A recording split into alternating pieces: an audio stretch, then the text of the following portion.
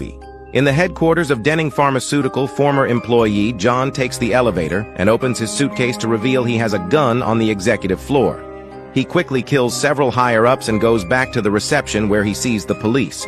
John says that somebody had to do something. And then he self-deletes. Afterward, news programs explain that Denning Pharmaceutical is releasing a new medicine which is getting FDA approval even though is causing fatal side effects that have already killed 3 people. Because of this, the company is facing a major lawsuit and its stocks are falling, so they're trying to get rid of all the evidence.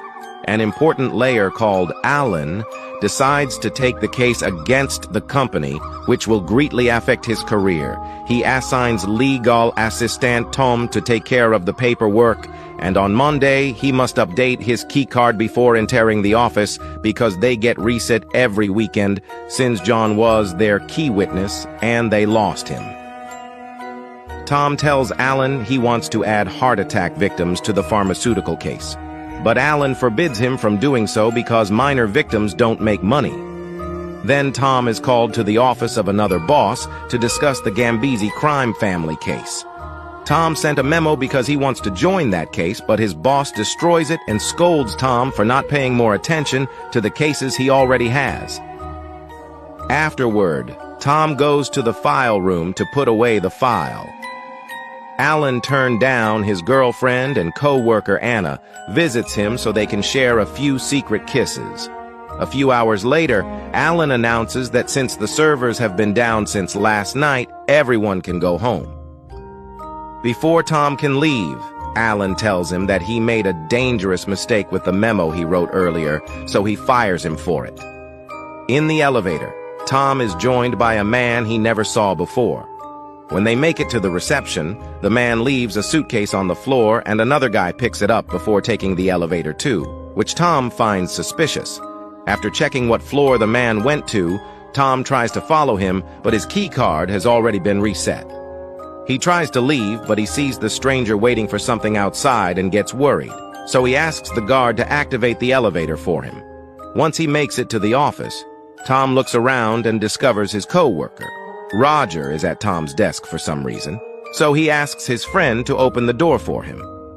Roger behaves strangely, and Tom notices the file he put away on the desk. Getting more suspicious, he makes his phone start recording and hides in a pencil holder. Afterward, he keeps looking around and discovers the mysterious guy messing with the power box. One of the lawyers approaches the man to ask for an ID, not believing him when he says he's maintenance. When the lawyer tries to make a call to confirm his presence, the man takes out a gun and kills her, while the killer takes the body away to hide it. Tom rushes to the bathroom and opens a stall to discover the body of the security guard. When he checks on him, the toilet sensor activates the flushing. So Tom closes the door and climbs on the toilet to hide. Soon the killer comes in and washes the blood off his face while talking to the body, mentioning he'll need the keys. Tom manages to move into the other stall by sneaking under the wall, right before the killer takes the keys, gun, and radio from the body. Trying to hide, Tom climbs on this toilet and almost activates the flushing again, but thankfully, the killer activates his toilet first and doesn't hear Tom. Then the killer destroys the radio and leaves to shut off the fire sprinkler before going into the file room where he installs some explosives. Meanwhile, Tom rushes to the break room and finds Roger, so he tells him about the killer before they rush into the elevator. Unfortunately, it isn't working, so they run down the corridor and try the emergency exit. However, the killer had already broken the bar and it can't be opened, so they're trapped. They return to the main area and try to use the reception computer, but the internet is down.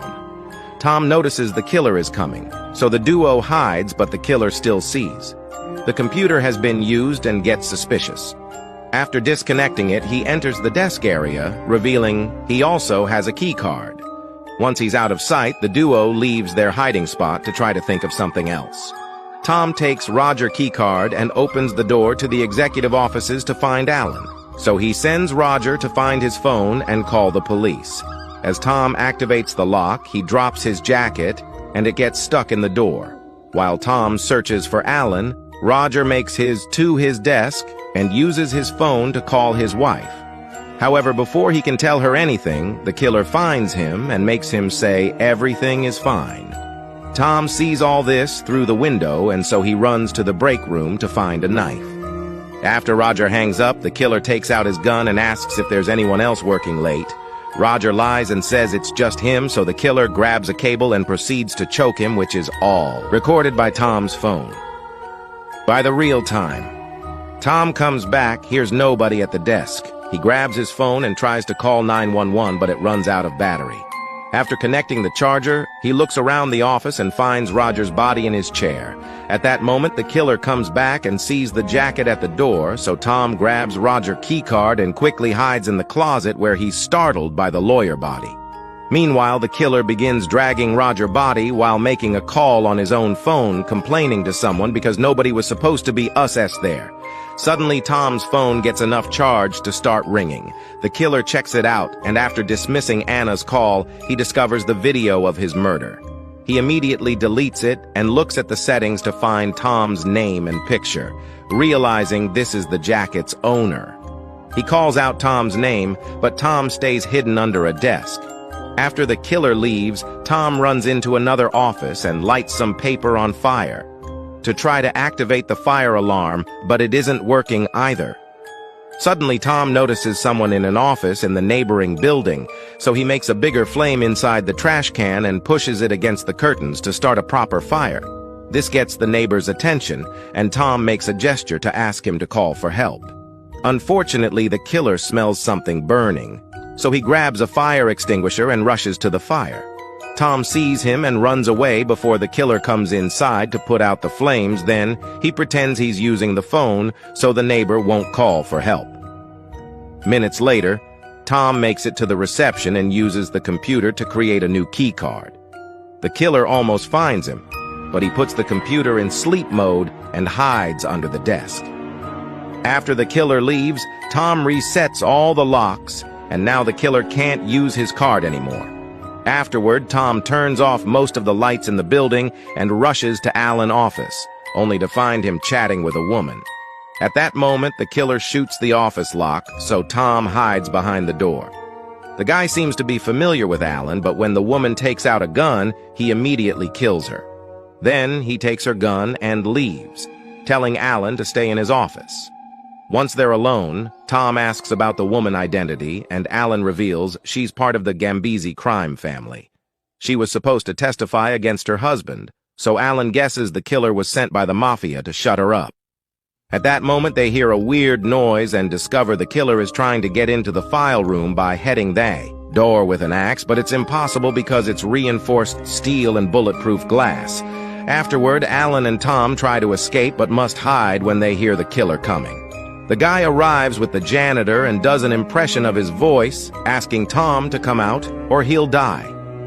Suspicious, Tom asks what nickname he always used for the janitor, and obviously the killer doesn't know, so Tom guesses the janitor is already dead. Next, the criminal turns the elevators back on, trying to make them come out. Allen and Tom check the corridor and find the janitor's body with a note that says, "You win." At that moment, they hear a phone ringing and rush to the desk, only to be shocked when Tom finds his own number calling. Allen guesses it's a trap and tries to escape, causing the killer to shoot him in the arm. The duo starts running away and the killer chases them as he continuously fires at them, so they hide in an office where they can lock the door. This one isn't reinforced, though, so the criminal uses the axe to break it down. By the time he catches up to them, they were already getting into the file room. Tom tries to use the killer's phone to call for helps, but it's protected with a password. The man still has Tom's phone, and since it doesn't have a PIN, he texts Anna to ask her to come over, desperate to help her.